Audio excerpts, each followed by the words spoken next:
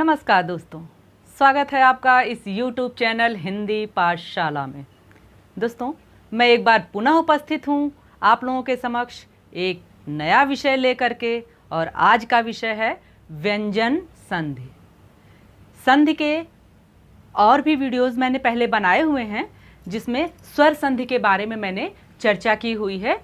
स्वर संधि है क्या, स्वर संधि के कितने भेद हैं, इन पर मैंने वीडियो बना दी है, आप उसे मेरे चैनल पर जाकर के देख सकते हैं। तो आज हम क्या पढ़ेंगे?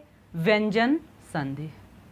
जैसा कि मैंने पहले भी बताया था कि संधि एक ऐसा टॉपिक है जो कि आपको थोड़ा टफ लगता है, थोड़ा सा कठिन लगता है और समझ में थोड़ा सा लेट आता है, देरी से समझ में आता है। तो इसके लिए मेरा प्रयास यही रहेगा कि मैं बिल्कुल आराम से आपको बताऊं ताकि आपको संधि को समझने में कोई परेशानी न हो। तो चलिए शुरू करते हैं। व्यंजन संधि।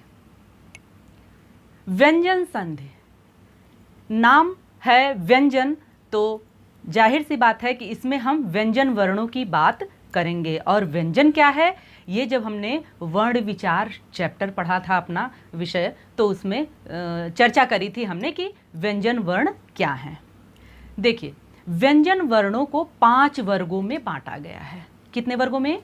5 वर्गों में। तो उसके अनुसार ही इस वीडियो में मैं चर्चा करूंगी और इस विषय में बताऊंगी कि कैसे, किस हिसाब से व्यंजन वर्णों के कारण जब वर्ण में कोई विकार उत्पन्न होता है तो व्यंजन संधि होती है। चलिए ध्यान से सुनिएगा। जब किसी स्वर का व्यंजन से, व्यंजन का स्वर से या व्यंजन का व्यंजन से मेल होता है, जब किसी स्वर वर्ण का व्यंजन वर्ण से या व्यंजन वर्ण का स्वर वर्ण से या व्यंजन वर्ण का व्यंजन वर्ण से मेल होता है, उस तो जो विकार उत्पन्न होता है उसे ही हम क्या कहते हैं? व्यंजन संधि कहते हैं।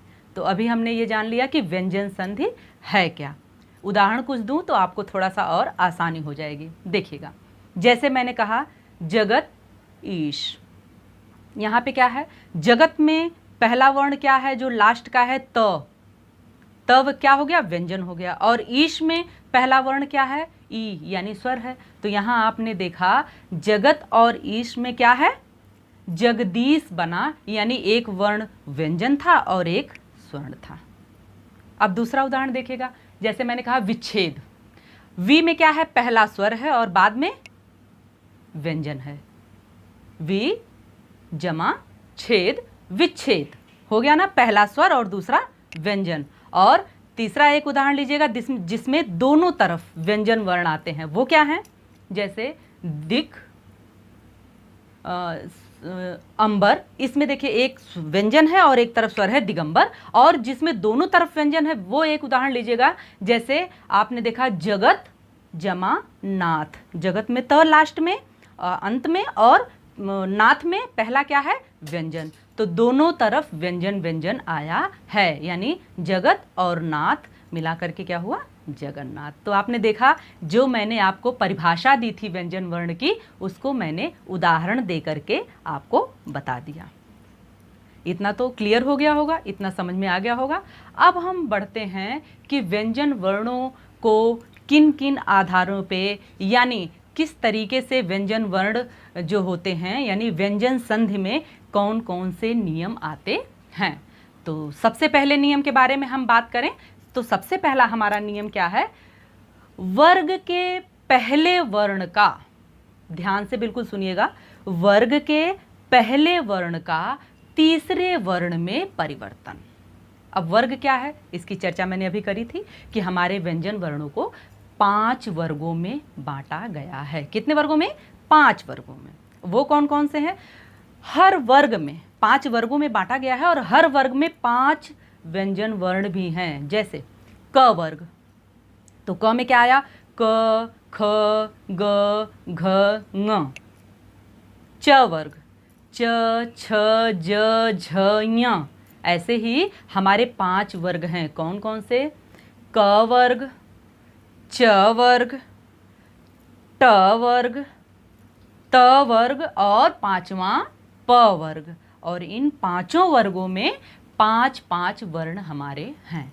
ये आपको पता भी होगा और नहीं होगा तो मैंने यहाँ चर्चा करी है, समझ में आ गया होगा। अब हम देखेंगे कि इन वर्गों के पहले वर्ण को, जैसा कि मैंने नियम बताया कि वर्ग के पहले वर्ण को तीसरे वर्ण में परिवर्तन हो जाना। व्यंजन संधि के ये सारे नियम हैं, इसको ध्यान दीजिएगा।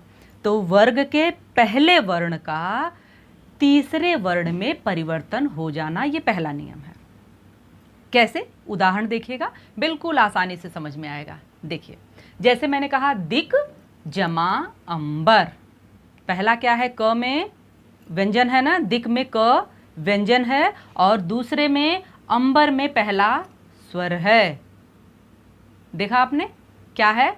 दिक अंबर। अब यहां मैंने बात करी कि वर्ग के पहले वर्ण का तीसरे वर्ण में परिवर्तन, ध्यान दीजिएगा। अब जब मैंने दिक कहा तो क क्या है? क वर्ग का पहला वर्ण है। नियम मैंने बताया कि पहले वर्ण का तीसरे वर्ण में। अब क वर्ग का तीसरा वर्ण कौन सा होता है? तो देखिएगा, क ख ग, यानी तीसरा क्या आ गया? ग। तो यहां पर क का क्या हो जाएगा? ग। तो जब हमने क को ग कर दिया तो दिक को दिग हो गया और पूरा जो शब्द बना वो दिगंबर बना। हो गया ना? क को क वर्ग यानी वर्ग का पहला वर्ण को वर्ग का तीसरा वर्ण हो जाता है। ठीक है। अब देखिएगा, एक और उदाहरण देखिएगा। जैसे मैंने कहा अच जमा आदि। अच में क्या है? च। च क्या है? च वर्ग का पहला वर्ण है और इसको जब तीसरे वर्ण में हम परिवर्तित करेंगे तो क्या हो जाएगा? ज। च को ज। कैसे? च छ ज। तीसरा वर्ण क्या आया? ज। तो क्या हो जाएगा? ज हो जाएगा। किसको? च को ज में परिवर्तन हो गया तो क्या बना? अजादि। एक और उदाहरण लीजिएगा। जैसे मैंने कहा षट जमा आनन, मूर्धन्य ष ट। ट क्या है? ट वर्ग का पहला वर्ण है और पहले वर्ण को क्या होता है? तीसरा। तो ट वर्ग का तीसरा वर्ण ट ठ ड, तो क्या हो गया? खडानन। ड हो गया ना, ट को खडानन। ऐसे ही कुछ और उदाहरण हैं, आपकी पुस्तक में भी दिए होंगे और यहाँ भी है, तो आप इसको देख करके बिल्कुल ध्यान से समझने का प्रयत्न कीजिएगा, आसानी से समझ में आ जाएगा। अब हम अपने अगले नियम की ओर बढ़ें। चलिए देखते हैं हमारा अगला नियम कौन सा है। अब ध्यान दीजिएगा, वर्ग के पहले वर्ण का पांचवें वर्ण में परिवर्तन। क्या है? वर्ग के पहले वर्ण का पांचवें वर्ण में परिवर्तन। वर्ग क्या होते हैं? 5। ये मैंने अभी चर्चा कर दी, बता दी आपको। अब यही चीज यहाँ पे है, पहले में था वर्ग के पहले वर्ण का तीसरे में, अब यहाँ है पांचवें में। बिल्कुल छोटा छोटा सा, थोड़ा थोड़ा सा अंतर है।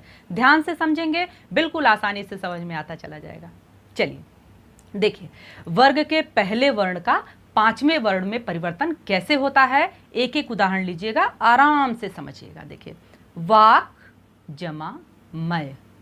क पहला वर्ण है ना क वर्ग का, वाक, और मैंने कहा ये परिवर्तित किस में हो जाएगा? ये परिवर्तित हो जाएगा पांचवें में। तो क वर्ग का पांचवा वर्ण क्या है? ङ। क ख ग घ ङ। तो पहले वर्ण का जब पांचवें में परिवर्तन हुआ तो क्या हो गया? ङ, और शब्द क्या बना? वांग्मय।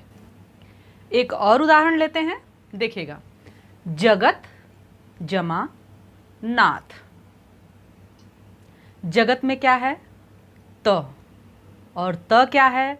अपने वर्ग का प्रथम वर्ण है। त क्या है? अपने वर्ग का प्रथम वर्ण है। और नाथ में न है। अब क्या मैंने बताया कि उसी वर्ग का पांचवा वर्ण हो जाएगा। तो त वर्ग का पांचवा वर्ण क्या है? न। ध्यान दीजिएगा कैसे? त थ द ध न। तो यानी त को क्या हो जाएगा? न। त न में परिवर्तित हो जाएगा। तो शब्द क्या बनेगा? जगन्नाथ। क्या बनेगा? जगन्नाथ। एक और उदाहरण लीजिएगा आप, देखिएगा उत जमा नति, उत जमा नति। अब त को उसी वर्ग का पांचवा वर्ण होगा और मैंने अभी बताया कि वो होता है न, और उत में त को जब न हो गया तो शब्द क्या बना? उन्नति। क्या बना शब्द? उन्नति। तीनों उदाहरण में आपने देखा कि वर्ग के प्रथम वर्ण का पांचवा वर्ण हो गया है। तो इतना समझ में आ गया आपको दोस्तों। उम्मीद करती हूं कि आज मैंने जितना आपको व्यंजन संधि के बारे में बताया ये आपको समझ में आ गया होगा। व्यंजन संधि में आज हमने क्या क्या पढ़ा इसके बारे में एक चर्चा कर लेते हैं हम, कि आज हमने इस वीडियो में क्या क्या पढ़ा है। व्यंजन संधि के बाकी के नियमों की चर्चा हम अपनी अगली वीडियो में करेंगे। व्यंजन संधि के बाकी नियम हम अगली वीडियो में पढ़ेंगे। इस वीडियो में हमने क्या क्या पढ़ा, चलिए एक सरसरी निगाह डालते हैं। हमने पढ़ा व्यंजन संधि किसे कहते हैं, व्यंजन संधि की परिभाषा क्या है। हमने ये भी चर्चा करी कि हमारे व्यंजन वर्णों को कितने वर्गों में बांटा गया है? 5 वर्गों में। इसके बाद हमने पहला नियम पढ़ा कि वर्ग के पहले वर्ण का तीसरे वर्ण में परिवर्तन। इससे संबंधित हमने उदाहरण भी देखे। और दूसरा नियम हमने क्या पढ़ा था कि वर्ग के प्रथम वर्ण यानी पहले वर्ण का पांचवें वर्ण में परिवर्तन, और इसके बारे में भी हमने उदाहरण पढ़ा। तो उम्मीद करती हूं कि आपको इतने नियम बिल्कुल अच्छे से समझ में आ गए होंगे। बाकी नियमों की चर्चा हम अपनी अगली वीडियो में करेंगे। इतना जितना आज हमने चर्चा करा है उम्मीद करती हूँ कि आपको अच्छे से समझ में आया होगा। अगर आपको कोई कठिनाई महसूस हो रही हो तो कमेंट बॉक्स में मुझे कमेंट करके बताइएगा। वीडियो आपको कैसी लगी ये मुझे ज़रूर बताइएगा। मेरे चैनल को सब्सक्राइब कर दीजिएगा, लाइक कर दीजिएगा, वीडियो को शेयर कीजिएगा। तो मिलते हैं अपनी अगली वीडियो में। धन्यवाद।